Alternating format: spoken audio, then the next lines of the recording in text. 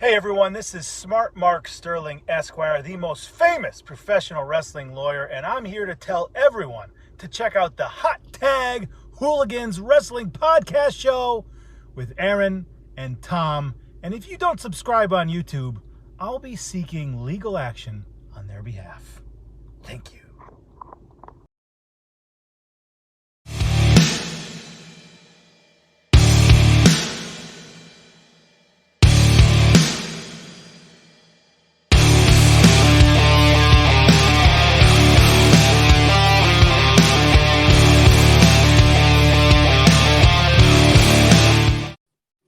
Welcome, everybody, to the Hot Tag Hooligans Wrestling Podcast Show with myself, Aaron, and Tom.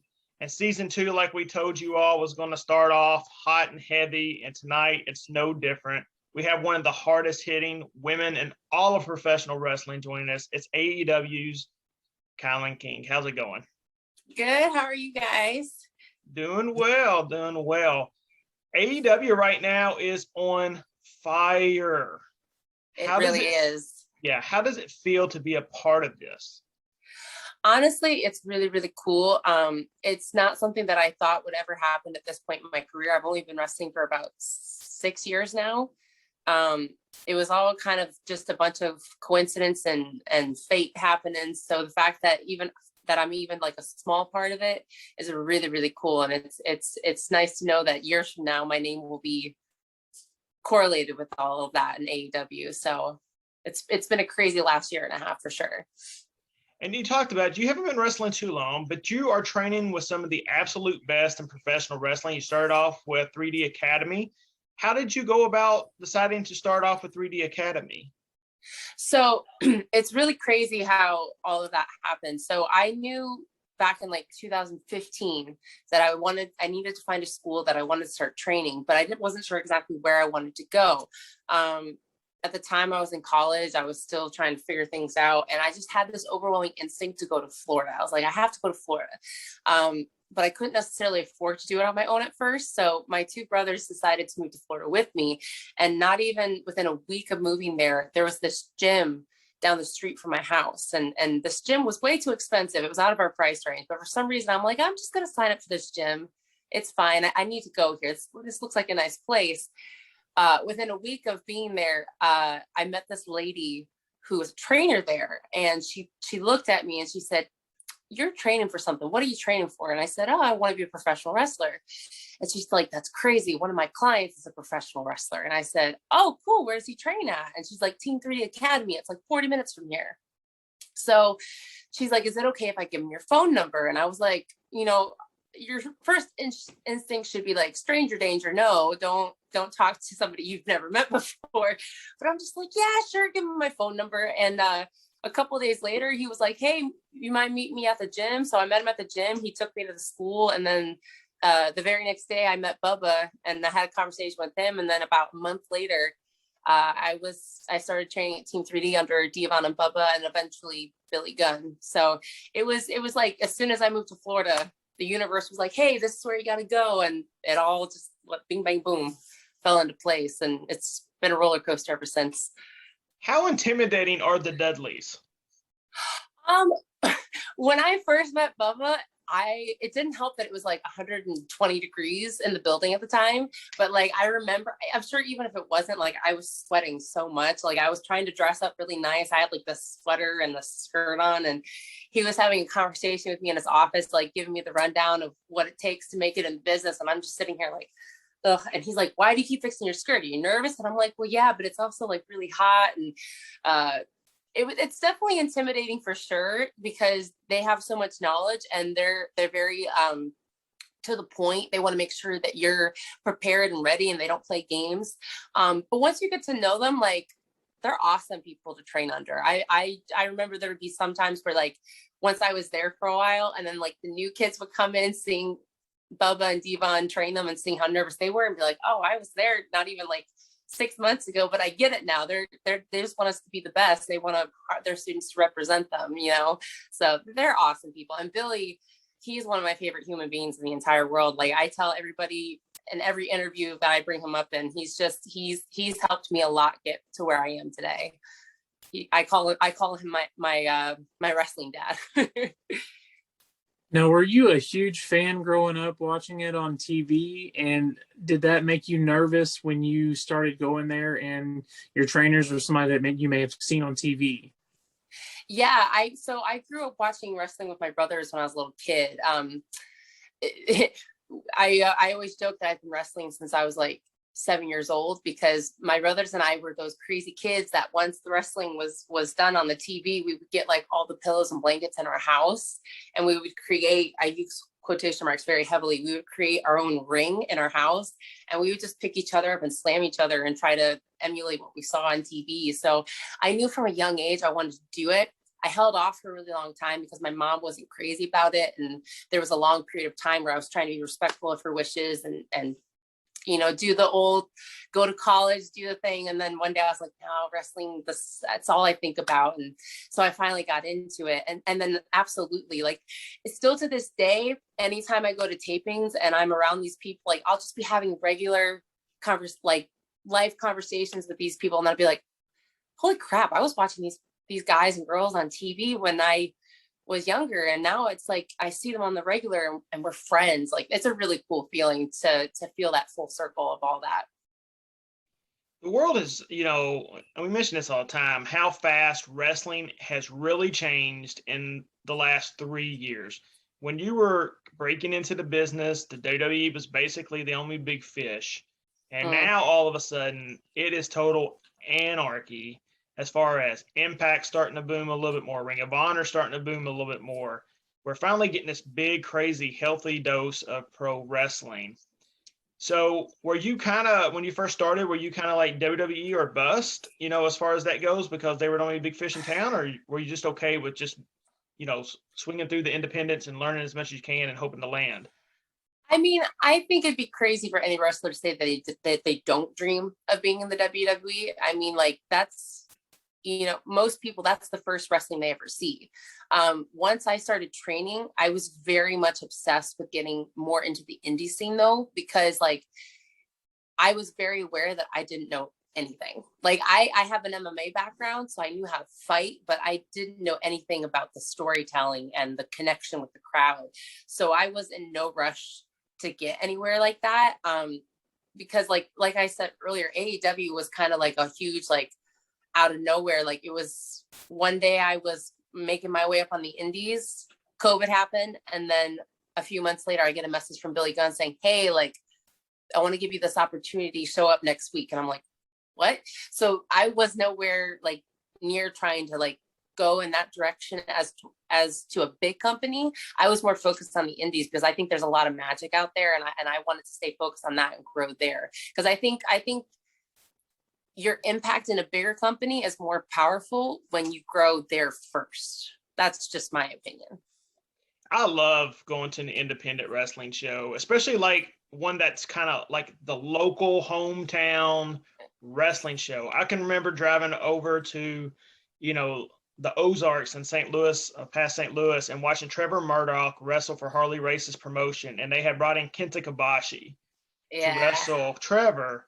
And the hometown people believed in all their hearts that Trevor was going to win that match. And of course, I'm kind of like a wrestling historian buff, so I knew, like, they didn't bring Kenta in to lose this match, and it's just like they were devastated. And to me, that's just like great wrestling storytelling when that's the magic of it. The independent crowd to just feed off everything. And I think last night in New York City, that opening contest had that feel to it. That's the thing that I love so much about AEW is, yes, it's a big company, but the way they set up the stories, the way they set up the program, and the way they connect everything with the crowd, it has that indie feel to it. So there's the magic of the indie wrestling, but there's the stage of a bigger company that just brings it all together and just gives you this really cool product that makes you really feel like you're a part of it, whether you're the wrestler or the fan. And I've heard many people talk about it on podcasts and interviews and stuff like that, but it's really like, it's a balance that I don't think we've ever seen before, which is what makes it so special. Now, I'm a huge collector of wrestling figures. So one thing I wanted to kind of ask you about is I always feel like your gear is completely toyetic. Is there someone or something that you get inspiration from when you design your ring gear for a certain purpose, or is it just something your style that you like? So growing up, I was like a huge, like I loved my comic books and video games and stuff like that. And of course, I watched wrestling and all that. So when I first started wrestling, I had like zero money to my name. So I literally just wore what was in my closet. I had shorts and a sports bra and Converse shoes. And then when I finally was able to get more creative with my gear and had a little bit more leeway, I really wanted to find a balance between like a Wonder Woman / like Viking warrior. But I'm also like, growing up, I was very much a tomboy, but I was also, the older I got, the more I started to tap into my more feminine side. So I wanted there to be a balance between like this warrior and this glamorous person. I think it's evolving more. Like the next couple of gear designs that I have coming, I think it's kind of evolving into like this warrior kind of rock star vibe. There's going to be a lot more detail and mesh and stuff like that. I don't know. Like I feel like my personality is always evolving. I've always got like that fighter vibe to my character, but I feel like the details around the fighter are always evolving. And that's kind of what inspires the little details that go into the gear. Because I always want there to be a bit of glamour to it. But I also, like, when I walk out, I want you to be like, oh, she's about to mess somebody up. And that's kind of, when I was looking for gear design, that's kind of what I told the guy. I was like, I want that warrior vibe to it. Now, you mentioned you want someone to think that you're just coming down to ready to mess somebody up. And I was fortunate enough to watch you wrestle at NWA Empowerr, teaming with Red Velvet. That was a good night. And it was a fantastic night. It's one of those magical nights. But I remember when you walked down the aisle. And of course, there's a height difference between you and Red Velvet. But my wife nudges me and she's like, that girl looks like she's about to hurt somebody. Like, you just immediately had that persona. And then, of course, when you locked up with Miranda Gordy, it was just like, man, this is something I can get behind. But talk about overall your NWA Empowerr weekend. Oh my gosh, when they asked Velvet and I to be a part of that, I was completely shocked. I was like, oh my gosh, yes, this is awesome. Like, first of all, it was my first pay-per-view. And second of all, like, from the moment I decided that like wrestling wasn't going to be a daydream anymore, I was actually going to become my reality. Like, my biggest goal, and I'm sure you ask a lot of women, this is their biggest goal, is I wanted to make a difference. I wanted to be, because there's a lot of historical firsts that are happening. And when I was getting into the business, a lot of them were already being made. So I said, before my career is over, I was like, I need to be part of those moments. And being a part of NWA, that was like the first stepping stone into getting to be a part of one of those historical moments. So that for me was what was so special about it. And the fact that I got to do it with one of my best friends, like I think a lot of people think that Velvet and I's friendship is just like, like I met her on the indies probably about a year or two before we ever stepped into AEW. And I just remember I told her, I said, I just feel like our paths are meant to be together. So we always kept in contact and like we always just got along so well. And then the fact that we got to go through AEW and rise up through the ranks together was really, really cool. And then like that full circle, like, hey, we're going to have you guys start tagging now. And then this tag team is going to turn into your first pay-per-view, because that was her first pay-per-view too. I was like, oh my gosh, how cool is this? So I remember when we got there that week, her and I had been working like crazy, and we got there and we were so exhausted. And I remember getting off the plane thinking like, oh, I'm going to be terrible this week. I'm going to get there and I'm just going to be so tired. But then like we stepped into the room and we saw all the girls and we were like, no, we'll find the energy. This is going to be something special. And it really was like, from the moment we all walked in there, you felt it. You just knew that the next night was going to be an amazing historical time. And it was. I still can't believe that it happened. Yeah, I'm all for right now, nothing against WWE, but I don't think they're doing a really good job with their tag team women's division. something makes me really believe AEW would tremendously capitalize on that. And Yeah. I am ready for a women's tag team championship. Tony Khan, let's get it going right now. Come on, I mean, Tony. Yeah, we need this because just to see, like you're talking about, all the women that were there at Empowerr and the Free Babes and, Sienna and Marty, there was just something there. And I thought the tag team part of the thing was the best part of the night, in my opinion. Oh, thank you. There's something super magical about tag team wrestling. I've always been obsessed with especially with someone like Velvet and I, the dynamic of how big I am and how small she is. I've always been obsessed with figuring out how to use each other's bodies in order to capitalize on something. And if you watch the match back, you see like I really don't do a lot in that match. My part is using my body to help Velvet do things. And I thought that was really, really cool. Like just bending down so she can step up and hit those double knees in a different way. Like I love stuff like that. And I don't feel like women's tag team wrestling necessarily always capitalizes on that. I think sometimes it turns into my spot, your spot, my spot, as opposed to our spot. And, so I would, if AEW wanted to bring a tag team division in, I would be the first person to be like, me, please. Because A, I get to work with my best friends more. And B, I get to do more of the kind of wrestling that I love. I love my singles matches, but there's just something really, really cool about tag team wrestling and figuring out the lanes and how it all can work together and how we can use our bodies to destroy each other. I just think it's really, really cool. And some of my favorite, when I go watch pay-per-views, tag team matches are usually end up being my favorite matches because the things that they come up with, the ways that they intertwine their bodies, it's just you sit there and you catch yourself going holy crap, how did they think of that? That's so cool. So I would definitely be down for some more tag team wrestling. So are you someone that watches a lot of wrestling and tries to maybe take a few things and learn from what you're seeing? Yeah, I mean, I definitely watch more wrestling now than I did when I was a kid. When I was a kid, it was more what I did with my brothers. So I would just watch it periodically with them. Now that I'm doing it myself, I definitely watch a lot more. And I'm trying to get better at watching not just watching WWE or AEW, but watching anything and everything. Thankfully, my boyfriend Trevor, he has the most massive wrestling collection. So I've been trying to steal from his stuff and watch more things. Because my thing is I'm 6 foot, 170 pounds. So when a lot of people see me step out, they expect me to just pick a girl up and slam her and brawl. And that's okay. But I've always wanted to be the kind of wrestler that, yes, you'll get that from me. But if you throw me in the ring with this type of wrestler, guess what I can do? I can go with them as well.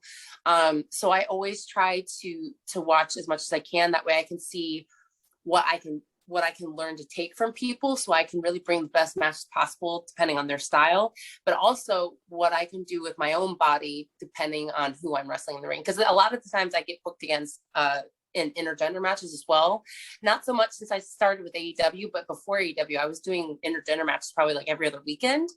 And usually in those matches, I have really good bases. So I've been trying to get better at being able to do that kind of stuff too. That way people who are familiar with my work comes to a show and they think they're going to see the same thing again, but then all of a sudden, nope, I got some new fresh stuff for you. So I try to go back from, traditional wrestling to Joshi to all different kinds of things to lucha and anything, honestly. And then also too, I try to keep track of a lot of the girls that are currently working today as well. Every morning as I'm eating breakfast, all the girls that are hot and popping right now, and you see them, they're out getting booked every single weekend. I try to keep up with what they're doing that way, because, our paths are always going to cross.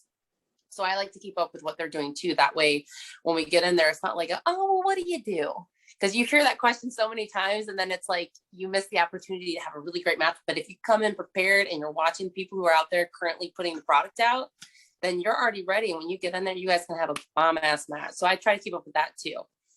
So I know you probably get asked this a lot, but so who are some names out there that you're itching to get into the ring with? I literally just put a post out today, like, who wants to fight me?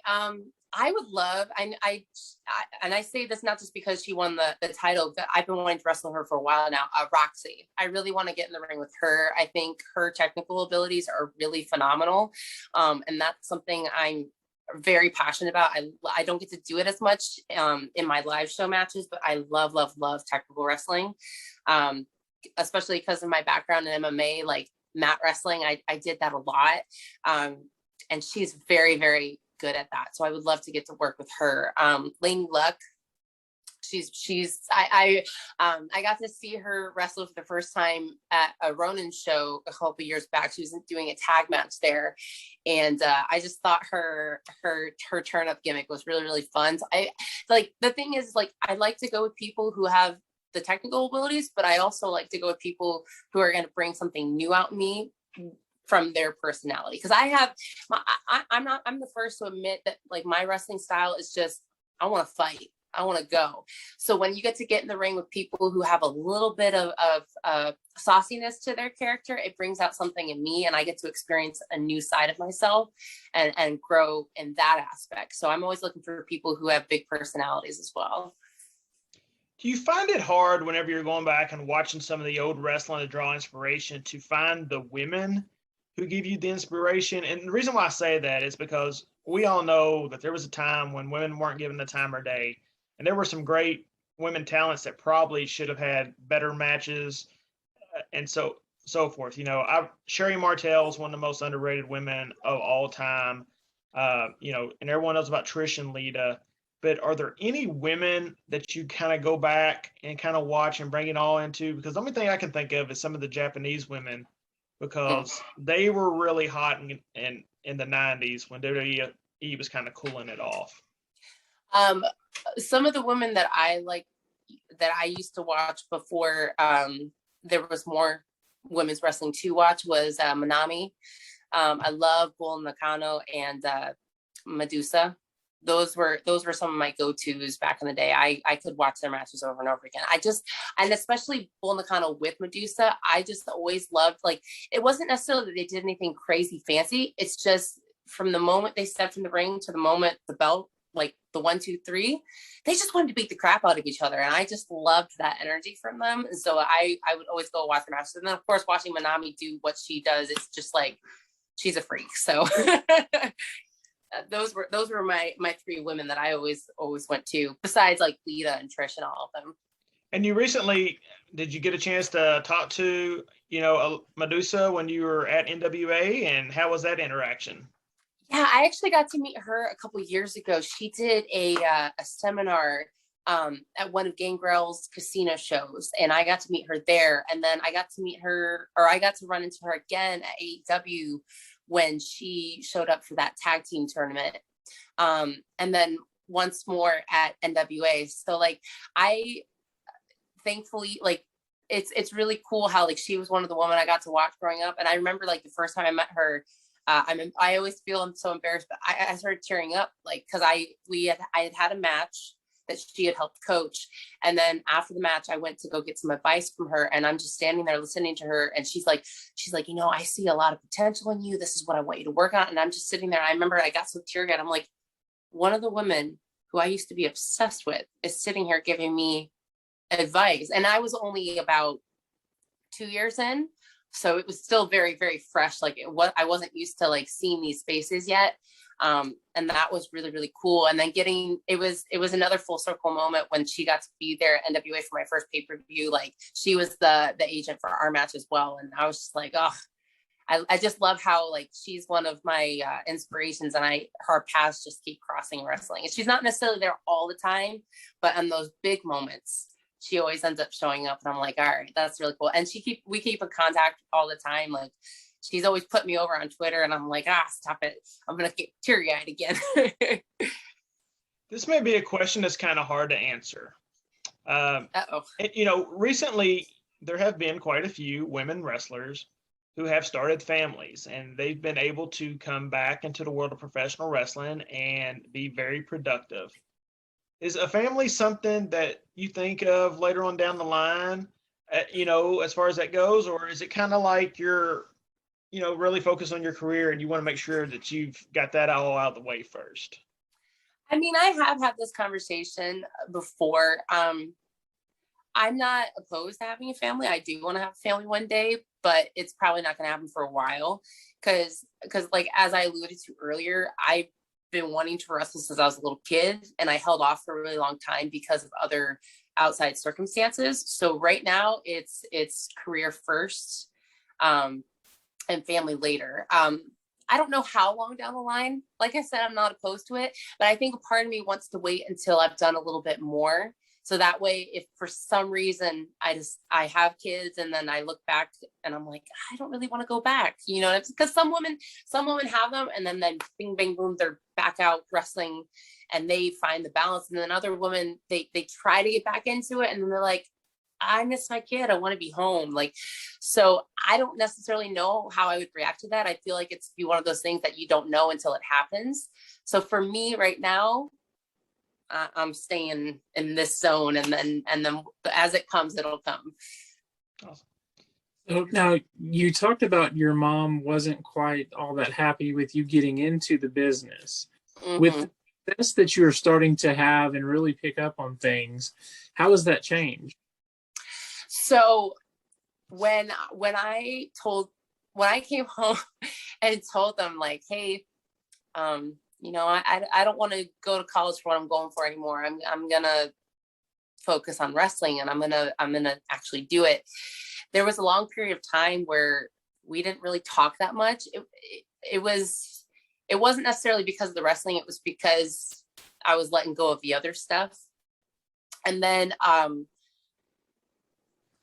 I think once I moved away, once I started training, once it became a full-time thing and I was making money off of it and I wasn't coming home going, Mommy, Daddy, I need help. Like once she realized that like it was serious and that I was going to be successful in it, she kind of came to the conclusion like, okay, because I think in her head, she was worried that I was going to throw myself into it. I was going to get hurt and then I was going to be incapable of taking care of myself kind of thing. The natural motherly instinct to protect your child. And I completely understand.